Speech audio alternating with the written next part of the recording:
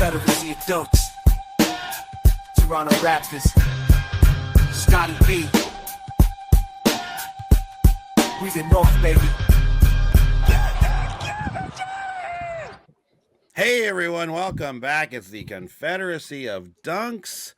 It's a basketball podcast. You're listening to it. We're here on Raptors Republic, sponsored by FanDuel.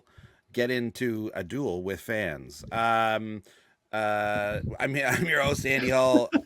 That's the FanDuel new slogan, I guess. I don't know. So they just repeat the words of their name? Yeah. They just really flip it? They're really like promoting like medieval style duels now. Yeah. Yeah. You ever do you own sports bet at all? Have you ever been tempted to sports bet? I have. I'm often tempted. Really? Yeah. Yes. Really? Yeah, I'm not a betting person, but there's a lot of times when I'm like, oh, I wonder if anyone knows about this thing that's happening in this like the storyline, like so and so is injured or whatever, and like the lines haven't changed. And then I'm like, no, they know everything. They know everything. They know everything. They've accounted for everything. Don't bother. And then I see it like a friend of mine will post something on socials about like how they won this crazy amount of money because he bet 3 things on the Raptors happening, and it's like my parlays. By the way, I don't know what any of those words mean. We should have a representative from FanDuel HQ. I would love that. Come in and give us an ABCs of NBA sports betting through the lens of the Raptors. I feel like that would be beneficial to us. I'm not going to do it. I still can't. Yeah. What about you? Do you bet on sports? No, I have like almost no interest in it, and it has completely overtaken sports media, a business I used to work very extensively in, and it's wild to me. Like watching. So I was watching the Raptors game yesterday. The highlights that they're showing from around the league during the game, the line was as big as the score. When at the end, when they were showing you like this is how it turned out.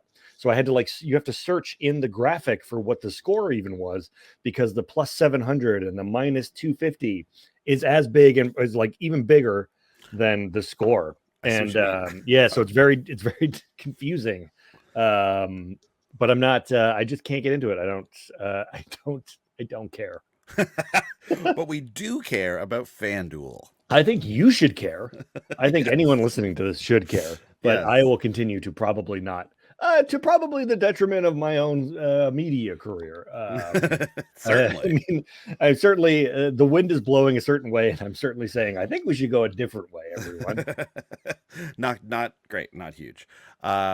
Mistake. Some are saying. Yes. But yeah. It's a lot of people. It adds to their fun. They start. When you care about a random Wednesday night, weirdo game. Spurs. Heat, you're like, well, you throw a bet on that, and all of a sudden you got yourself a very fun game to watch, right? No, I totally buy in. Like, I was joking before when the show started, when I was like, we doing some Oscars chat here? But no, like I do, I print out a pool just to, like me and my wife did it. We just do it for ourselves. We print it out. It makes the whole show way more enjoyable. Once you have like picks and you have predictions, I totally get it. I fully understand the interest in sports betting. I just not for me.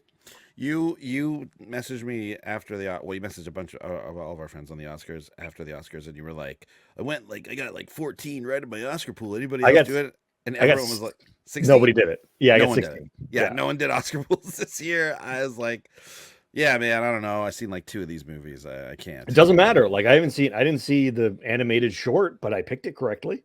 Okay. I mean, great. So you picked one, you roll the dice on 1 of 5 and got it right. Yeah, you got to roll the dice on some of them, I think it's you got to roll the dice on a lot of them. Yeah. Right. Yeah. It actually, I think it's a lot easier than it used to be, because they've sort of like blended some we're doing full on Oscars chat. Right off the top. I know. No, let's go. Let's save it at least. Let's save it. Because the Raptors exist and we are following the Raptors and we have been watching them over the last week, certainly. And it's been a weird week. I mean, obviously we're coming off of all these injuries. The team is looking depleted, but not, defeated, I'd say, right? I mean, let's start with that Portland game. Chris Boucher absolutely just willing the team into overtime in that game, as we saw. Mhm. Really, some real like gutsy stuff coming out, and then a major injury happening to our boy Boucher, which is devastating. Um, I only say devastating because before that game we weren't seeing much of Chris Boucher at all. We were like, does he still play for the team? Mhm. And then afterwards we were like, he can play like that. It's too bad we can't have him going forward with all these other injuries. Um, but yeah, then of course the Raps get into overtime and then just nothing. It was rough. Yeah, it's the classic like feast or famine with the offense a little bit. And Mm. like, to speak to Chris Boucher, like, if he can play like that, we all know he can play like Yeah. that. He often comes in and is a spark of energy. I don't exactly know why he was pinned so hard to the bench under Darko's system, but it's such bad timing that I'm not laughing because it's insane timing that all of a sudden he comes back, spurs the team to an overtime because I came on this podcast about a month ago and I said the only victories from here on out are moral victories, and that was a moral victory. Chris Boucher spurring the team to an overtime appearance um, against an equally bad team. So that timing super unideal, and it's just like it's the lost promise of this season, where it's like, oh, could we see how Chris Boucher type fits within this offense? Oh, okay, great. Now he's getting some run, and he's gone. It's just we're not getting to see the full team participate together. Something I lamented last week, I believe. And it's tough. It really, for the people who think that the season should be 65 games, we are exactly at 65 games. And I do feel like if the season ended today, I'd be like, I'm excited for next year, and I can wait for it. Yeah. Yeah. And I mean, so many teams around the league right now experiencing this crazy injury bug. It's nuts. I feel like we must have seen something like this before, but it feels like we haven't seen this many like premier players be out at the same time. It feels crazy. I bet you though, if you look back, we've had similar things happen. But at any rate, yeah, bit of a disappointing ending there in Portland. And then Denver. We're in Denver there last night, and like I was typing to our group chat, just being like, our entire starting roster is out, right? Because I think earlier in the day, Well, RJ played. Yeah, RJ did play. I was gonna say earlier in the day it looked like RJ was still gonna be out, and then they said he was gonna play. So, that didn't quite happen. But RJ played and effectively, and yeah, this team was like just handling the starting lineup of the Denver Nuggets for a while there. We started to obviously lose it, and obviously we did lose the game. But I think that's one where you look at it and you go, yeah, the outcome didn't work out. It probably never was going to work out. I mean, obviously this is the champions here. We're talking like arguably best team in the league, depending on what you think. And I'd say they are the best team in the league. Anyways, hot take. And but we were beating them by 21 at one point and looking like could we duke this out? And then, the All-Stars become the All-Stars, and it happens, right? And the bench, we get beat a little bit by their bench, which is unfortunate, but hey, I think there's a ton of positives to take away from this game, right? I think And a that lot of people looked like they were playing out of their shoes, man. Like there was a lot of Jonte Porter stood out to me, being able to come in and like play against Jokic, like playing pretty solid D. And I know Jokic had a night where I don't have the exact stats in front of me, but it's like no one's ever done that stat line before. Like it was like this, one of those, which I know you love. Yeah, I One of love it. I those, love yeah. it when it's like, oh, nobody's done this in yellow shoes. Exactly. It was one of those very cherry picked things, but still, despite that, you still, if you look at that whole game, you see like Jokic would have even done more there. And obviously, it's Jokic. It's impossible to stop the guy. So what more could you ask from somebody? Yeah, I think let's sort of break it down. I like Jonte. Was there anybody who stood out to you in this game at all? Yeah, I think there were a couple of really great games. Jonte is just like a really interesting prospect because he can Had he not suffered an injury for as long as he did, he probably would be more highly touted than he is right now. So it's really great to see him get some run and hopefully, potentially become a pretty decent reserve player, I think. Kelly Olynyk, activated absolute Canadian beast mode Big last time. night. Really carried us there for stretches of the second and into the third. He was looking really great. And then just like a great performance from RJ. It was like the team didn't have a ton of options. We didn't have a ton of scoring options last night. We didn't have like a ton going on offense. So it was nice to see RJ sort of like become the de facto number one and put the team on his back. And, there are a couple classic RJ drives to nowhere. Where it's just like the defenders collapse and it's just he is nowhere. But for the most part he was I thought he was excellent last night. There was no point in that game last night where I thought that the Raptors were going to win. Exactly. It was just crazy though. It was a classic like Denver is not up for this game, but that doesn't matter. That's not the point. The point isn't the win and loss at this point in the season. The point is that we've got a lot of like energetic guys who are fun to watch right now because they're all trying to make a name or change a narrative about themselves. And it's when the team plays hard, I think that that's really exciting to watch. This team has not always played hard. At the beginning of the season, before all of the trades, there were nights where it's just like nobody is playing all that hard on this team. Watching this team play hard, I find it infinitely more watchable than our, more talented team that we were looking at the beginning of the season. Yeah. You mentioned Kelly do beast mode. Like he seemed to be all over the court. Like he seemed to be everywhere, doing everything, which you love to see from the big veteran. 33 years old. 33 years old, the big veteran.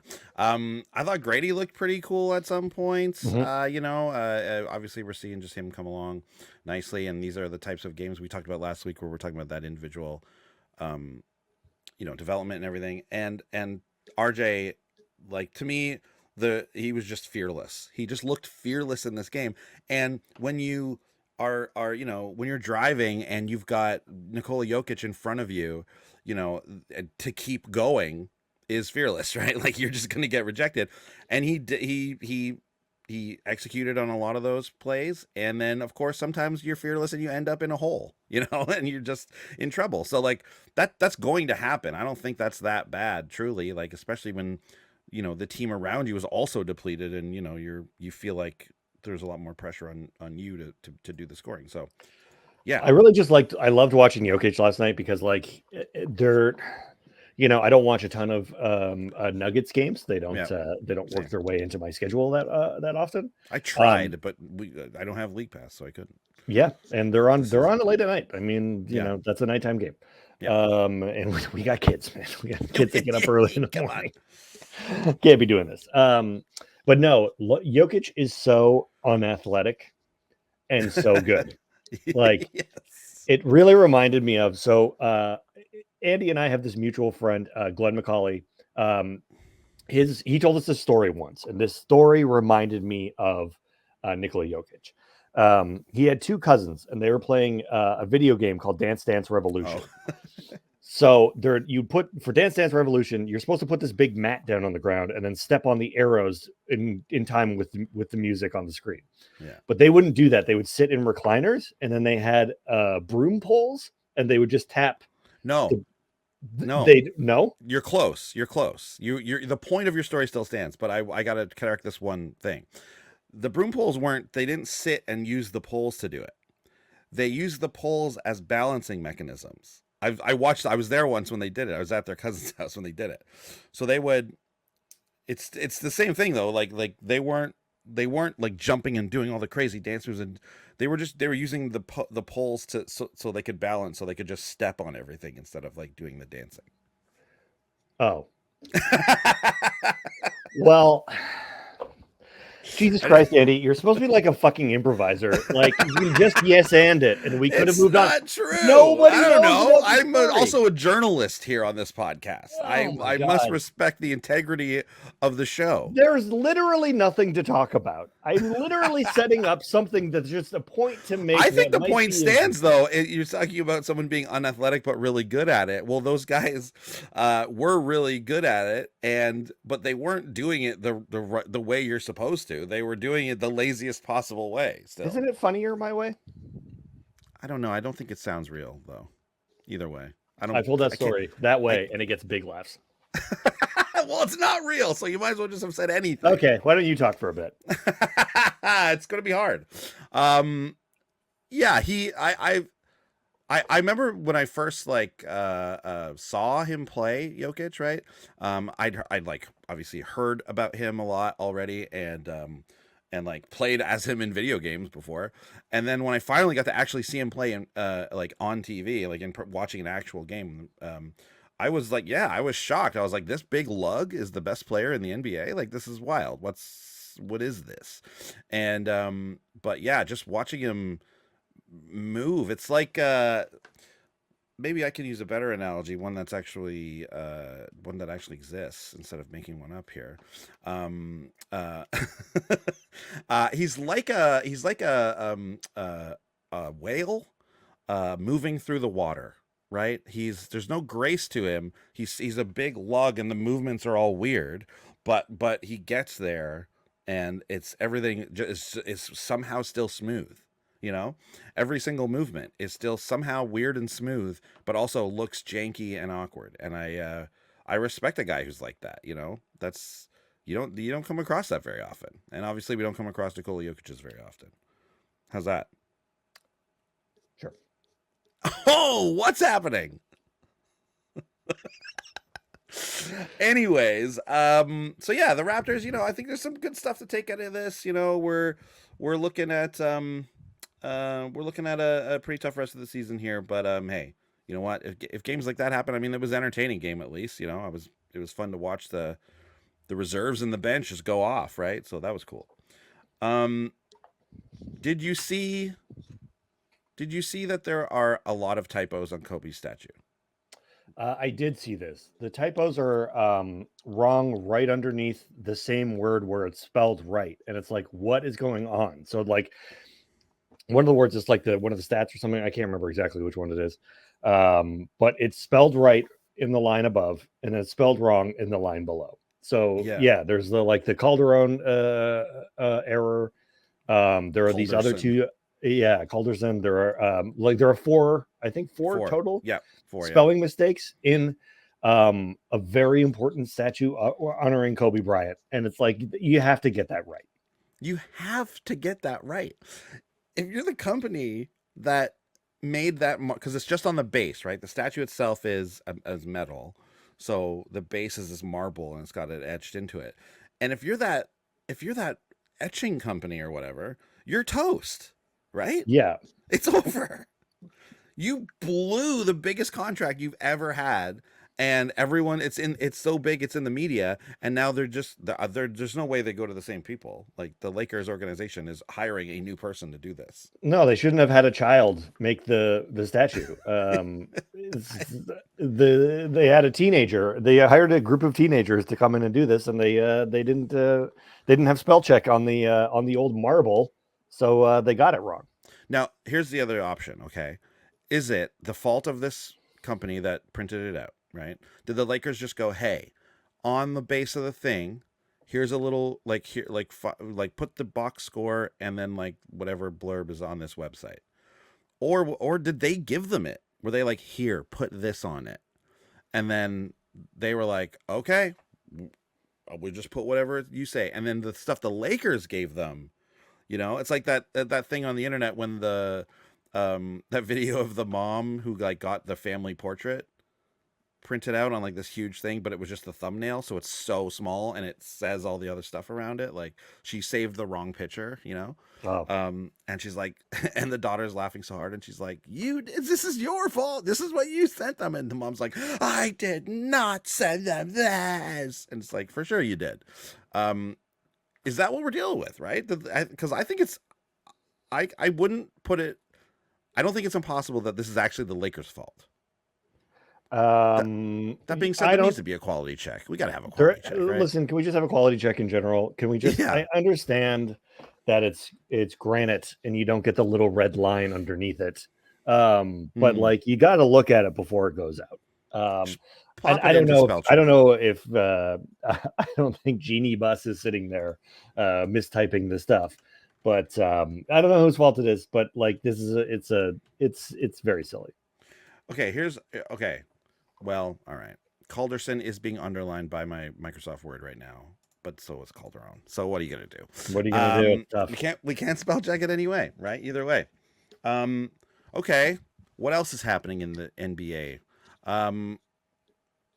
Did you see that during a Pistons game, a fan interacted with GM Troy Weaver and basically told him he's terrible at his job, and you're brutal, and then the Weaver gets so mad that he's like I'll whip your ass or something. He tells him he's gonna beat him up, and then he gets the guy kicked out, and the guy's there like, what did I do? I was just yelling at the GM. It's like, well, here's the thing, man. You yelled at the GM. Like, first of all, like, don't act surprised because you're getting kicked out. Big, massive controversy. Everyone mad that Troy Weaver kicked this guy out. But I don't know, man. That's part of the privilege of being the GM. You get to kick out whoever you want, right? I think it's a tough look. You can't kick out the fans. If you're the GM, sure, you have to have a thicker skin than this. You just have to deal with it. Listen, is he mired in one of the worst losing streaks of or losing amount of losing seasons of all time? Probably. Is he very stressed out? Probably. Yeah. But like, first of all, this can't be the first time that he's heard this. The Pistons have been dog shit for a long time. The Pistons are 70 and 229 since he's been the GM. That's bad. It's very bad. How is it? Is it historically bad? It sounds like it. It sounds like it. I don't know much about the inner workings of the Detroit Pistons front office. How does this man still have a job? And is the price to pay that you still have the job is that you have to have some fans yell at you once in a while? Yeah. And I just don't think that a GM is ever above being yelled at by fans. If you work at a grocery store and you might get yelled at. Yes. Yeah. There's every single type of job where you are in a front facing industry, you might get yelled at. And this guy probably gets paid the most to be yelled at in person. So certainly. I think it's totally fine for you to yell at the GM and tell them that they're doing a terrible job when it's the Pistons and objectively they are doing a terrible job. Yeah, it's I got to agree. I think you got to be able to live with it. You got to be able to live with fans yelling at you. The guy was right. 100%. But the look of incredulity on the guy being like, well, I didn't do anything. It's like, you can't yell at the GM and not think you're going to get kicked out. I agree that's a bad look and he shouldn't have kicked the guy out. But like, if I insult, the king in his castle, I'm going to get beheaded. You know what I mean? I just don't do that. But he's not the king, and it's not a castle. It's the king, and that's the palace of Auburn Hills. Do they still do that? It's a palace. It's a palace. Yeah. No, I think it's called, what is it, Little Caesars Arena or something? Probably something like that. Yeah, makes sense. Yeah, the Illich family. An old palace. Yeah.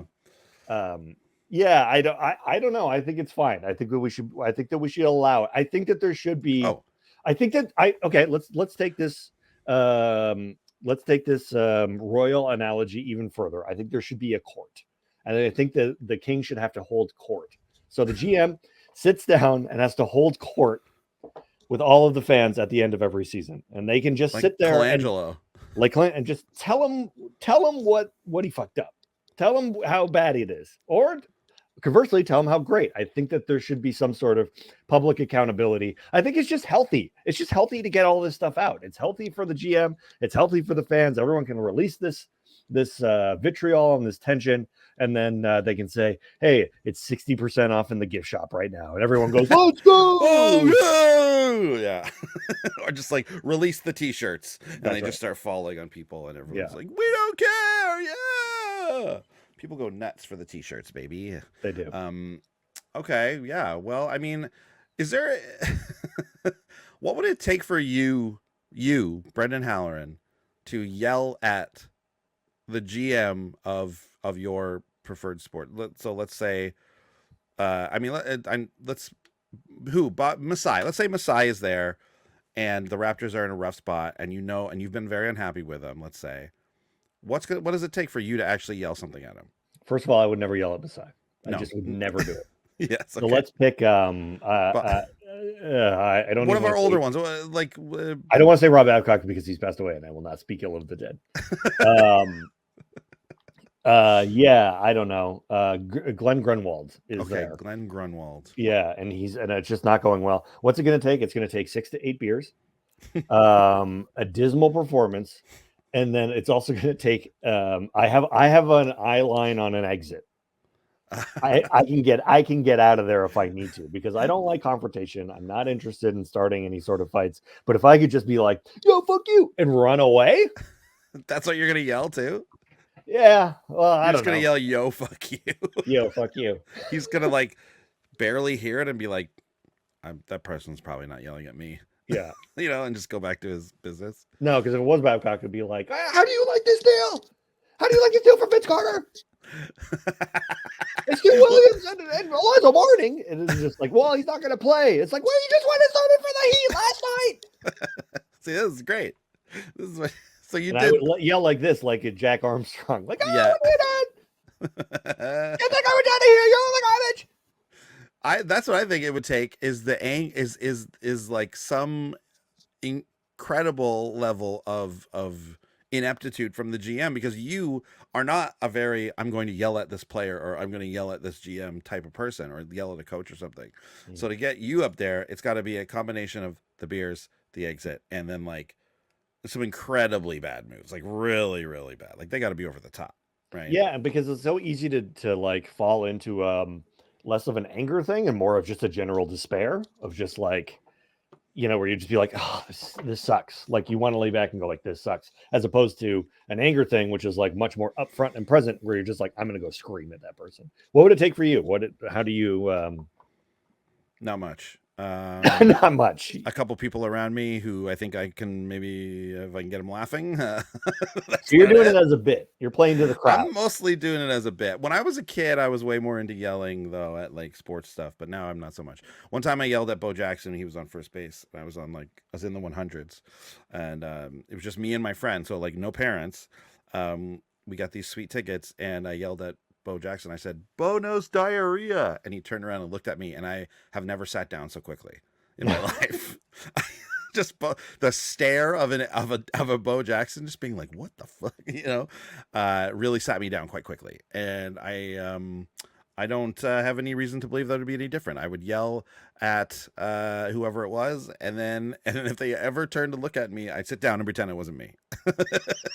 A true coward, because I don't want to be kicked out. I probably paid a lot for these seats, That's the thing about comedians. We're true cowards. Exactly, every single one. Yeah, we got great comebacks, but if you challenge us at all, we're out. Absolutely not. No, thank you. I didn't, no, thank you. No, Oh, wait, you can see me. Sorry, I thought we no. were only saying things. Yeah, and also don't say anything too mean to me. Bye.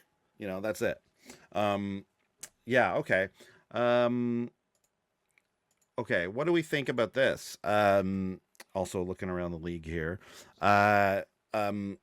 perennial newsmaker Rudy Gobert gets fined $100,000, the league maximum, for making the money symbol, like the classic rubbing your fingers together, money symbol at a referee, and then also it's for the gesture apparently, but after the game, during the press conference, he was asked about it, and I think I don't know, most players would probably be like, "Oh, whatever, hey, that was a mistake, I'm sorry," whatever. They just say what they have to say, right? Obviously, if you get heated, you might get heated. You might try and say something else. But I think for the most part, people just want to leave it as what it was. Not our boy Rudy Gobert. He doubles down, triples down, and is just like, I think it's a big problem. He's like, refs are gambling and it's really bad. He's like, he fully went for it. No, there's no arguing as to what the money symbol meant, because that's the thing. You get at least a plausible deniability if you don't speak on it past that with the league. But yeah, I'm guessing, the league, they saw this, and Joe Dumars decided to really make an example of our boy Rudy Gobert, and it's a $100K fine for making a gesture. Which, okay, let's get your thoughts on that. What do you think about that as far as a player fine, as far as the league doing that? Is it an overreaction to give that much of a fine just for a simple gesture, or do you think it like really truly undermines, the league here? No, I understand it from the league's perspective entirely. I don't think it's a simple gesture. I think that there's still a lot of residual damage that was done by the Tim Donaghy scandal. I think it's something that is still in the minds of a lot of people who watch basketball. I think that the league has to come out in the most strongest terms and say absolutely not. But is Rudy Gobert blowing a whistle here? Does he know for sure? Because like we can sit here and just be like, well, of course the league has figured it out, but they have not figured it out in the past. And I don't want to, I'm not trying to go conspiracy theory on this, but is Rudy Gobert just like, if he is saying unequivocally after the game, after the heat of the moment, the refs are betting on basketball and it's a problem, and we're just sort of going like, fine him. Like, wait a minute. Should this not be looked into a little bit? Should this not be given any sort of credence? Is it because Rudy Gobert touched all those microphones back in the literally 4 years ago? 4 years ago, like this week. Yeah. Is it because of that he doesn't have a lot of like, capital to say something like this?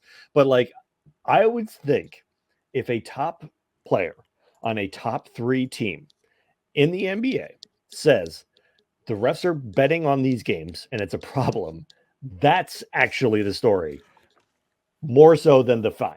Okay, so you've brought up a great point here. Can we trust Rudy Gobert and his whistleblowers' credibility here? Yeah. And he has been on record saying that he does think the NBA has a bias towards big market teams. He thinks that there is a full-on conspiracy to inflate the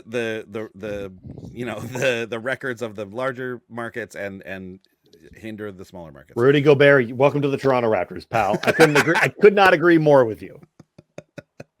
Which, like, I don't think it's a full-on conspiracy. I think that makes no sense overall, that particular take, because why would they want to diminish the happenings of the lower? Like, they need those teams to do well sometimes. But I do think that there is stuff going on with the refs when it comes to,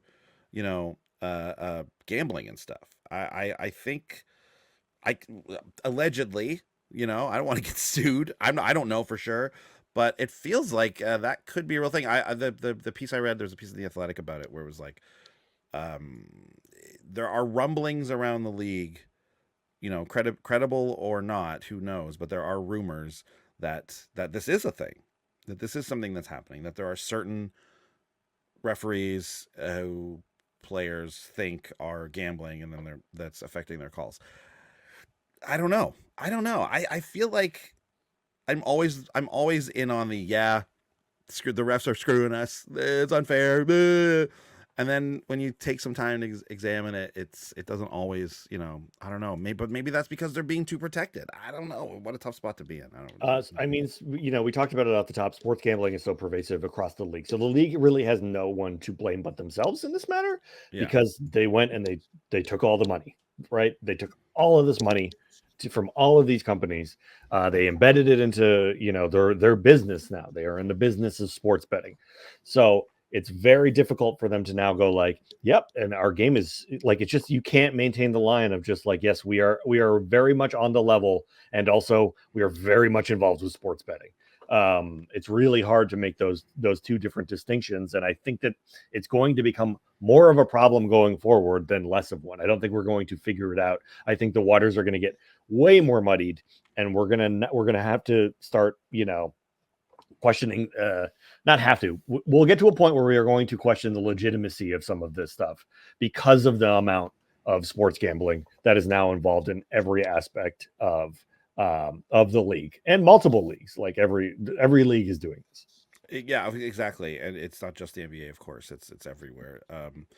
Yeah, is that's an interesting thing to think about. Does this affect the credibility, like as sports gambling gets, even more so ingrained in these the cultures of these sports, because we're just starting to with all of this, right? It's everywhere, obviously, but it's only, as years go on, I can't imagine it's, well, maybe not as many sports gambling places will exist.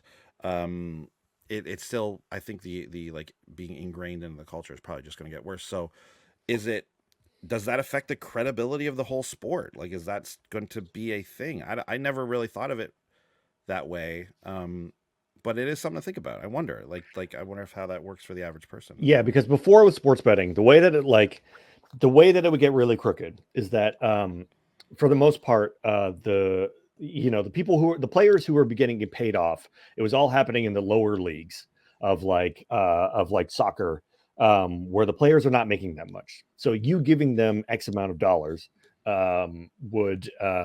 would buy them and would actually have them throw these games. And so when sports betting was super illegal, that's the way that they were doing it. But now, and it was always thought that the big professional, like the highest paid leagues in the world, are immune to this because you cannot pay LeBron James enough money to throw a game. He makes too much money. He can't be bought. He's fine. Mm-hmm. He doesn't. What, $1 million? What does he care about $1 million? Right. All of these people make too much money. There's too much money involved to actually throw these games. But now you don't have to do that. You don't have to go like CD. I'm going to try to sprinkle some money on somebody to do something that I want. There are legitimate corporate ways to receive this money. You can have your own sports book. I think LeBron does. He's entangled with. He has a contract with somebody, right, for some sort of promotional type stuff.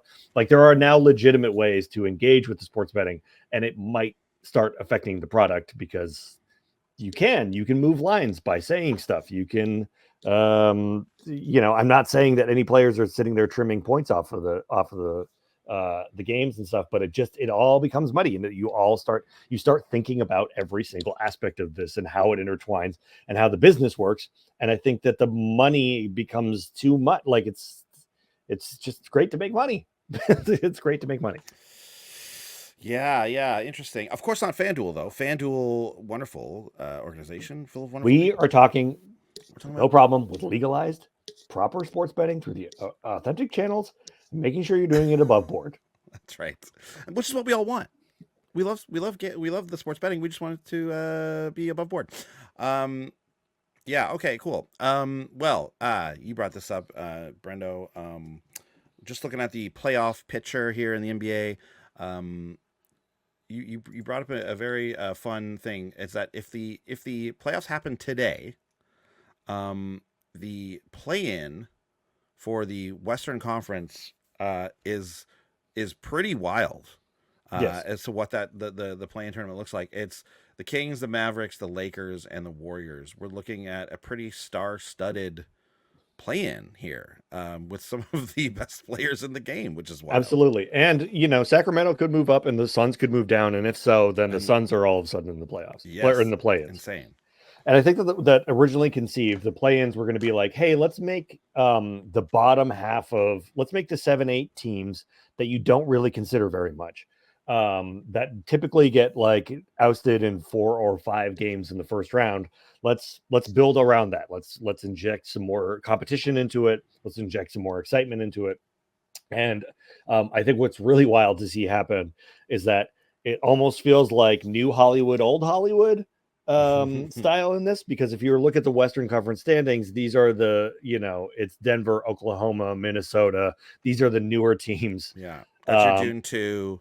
That's your listen, that's like George Clooney. Yeah. Or no, sorry. This is Timothy Chalamet. This is Zendaya. This is Austin Butler. Yeah, exactly. New Hollywood. And then you look at the play-in games, and a lot of it is old Hollywood. A lot of it is it's your LeBrons. It's possibly It's your Harrison KDs. Ford. Yeah, Going at it with Meryl Streep. Yeah, totally. And I think that this is great. I think that this is great for the playoffs. I think this is great for the play-in.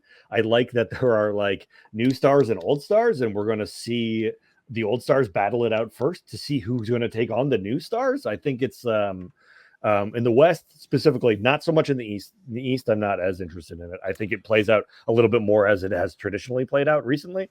Yeah. Although the Lakers have been involved in the play-ins, and the Golden State Warriors have been involved in the play-ins, but I feel like those teams have a little bit higher expectations than they did the years that they were in those play-ins. And someone can correct me if I'm wrong. I'm sure there'll be some comment about it if I'm wrong. That's fine. The East, by the way, is Pacers, Heat, Bulls, Hawks. So yeah, not quite as exciting. News alert. Yeah.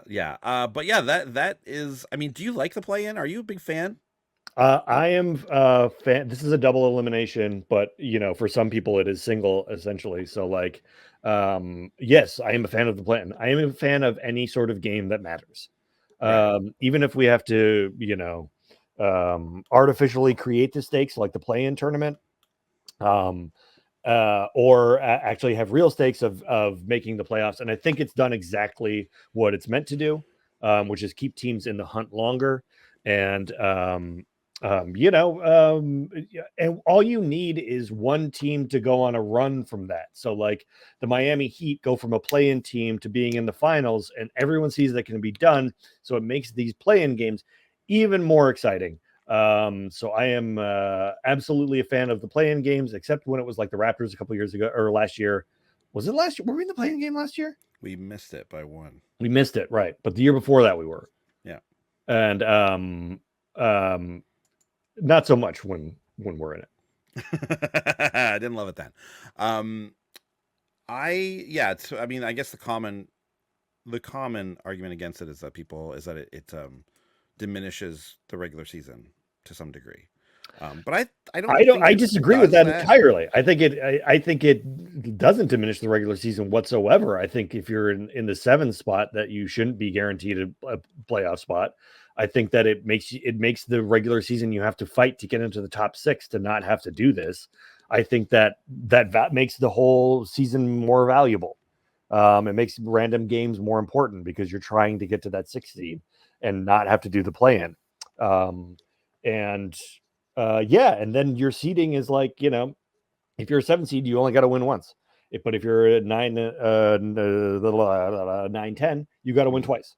Yeah. And that makes a total amount of sense to me. I think it really values where you end up in the standings. I think it encourages teams to play harder, and it also discourages that's not a word. Discourages tanking in a meaningful way. I think teams do stick in it longer to get to the play-in games. That's true. Speaking of no tanking, we talked about this a little bit on the weekend. And the PWHL has said they're that's the Professional Women's Hockey League, in case anyone's wondering. They're doing a thing where to avoid tanking, they are creating essentially what is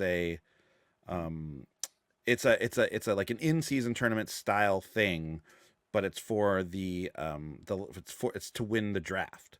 So they take, I think it's the bottom 4 teams, I want to say, and then they put their records up against each other at the end of the season, and whoever did the best in that sort of play-in style, like round robin, I'm supposing, thing, is they get the draft pick. So it discourages taking. Do you like this kind of thing for other leagues? Do you think that this is necessary? I think it's very interesting. Right. So to be clear, like so like at this, just at the 65 game, like. So as I understand it, I could be mistaken. Go ahead. Sorry. They stop, and then it's that record. They take that record from that time, and then they go into a tournament. Is that how it works? As I understood it, it's just a record against those other teams. Oh, okay. That's the way I understood it, anyways, as it was explained to me. But so at any rate, whether you would tweak it for a different league, I don't see anyone adding games for this. Like, I don't see this being a play-in thing where we add games at the end of the season. Although I would be up for that personally. That would be, I think that'd be interesting to watch. Just a bracket of 4 teams, and whoever wins gets the, it's 3 games, right?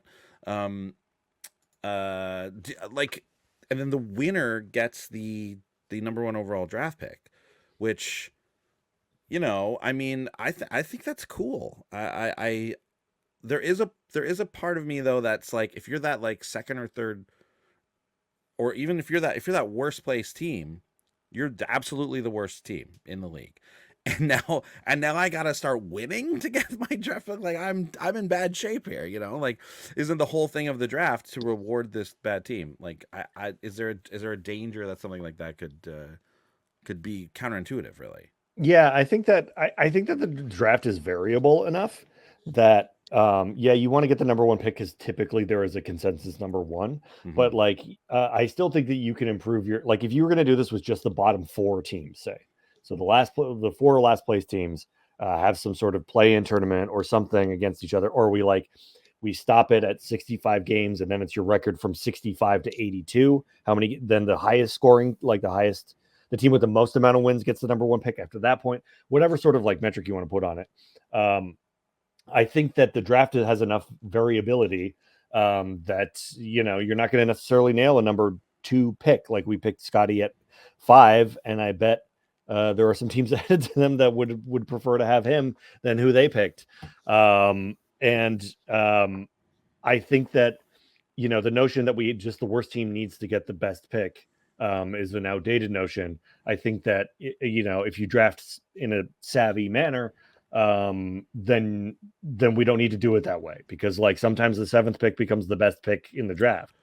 There's enough variability that way that I think that you could make the argument that that you don't automatically get, which we already do. We just do it with lottery balls instead of actual play, Exactly, which I think is which I personally would love to go to a relegation system. I love it. I think it's a really cool idea. It'll never happen in a million years. No. There's too much money to be lost, but I think it's like I think it's a perfect system. I don't think so. I disagree. I hate it. Oh, okay.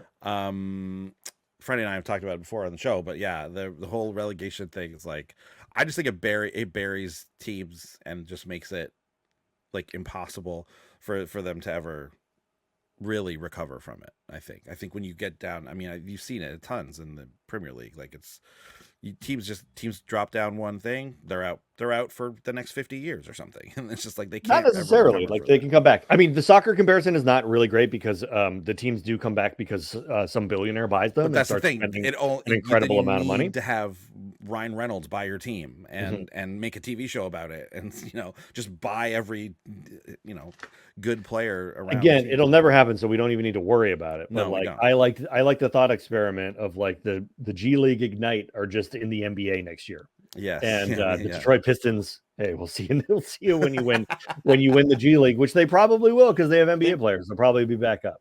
That's true. Okay, well, I love ending it on a G League Ignite reference. We love the G League.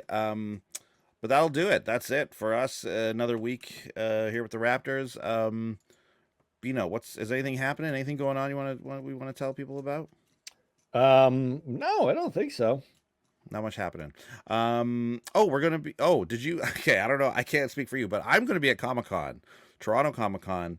I am going to be at Comic-Con now. You are going to be at Comic-Con? Okay, great. Which is the weekend of. It's Saturday. It's this Saturday. It's this Saturday. Okay, amazing. I thought it might have been the next week, but yeah.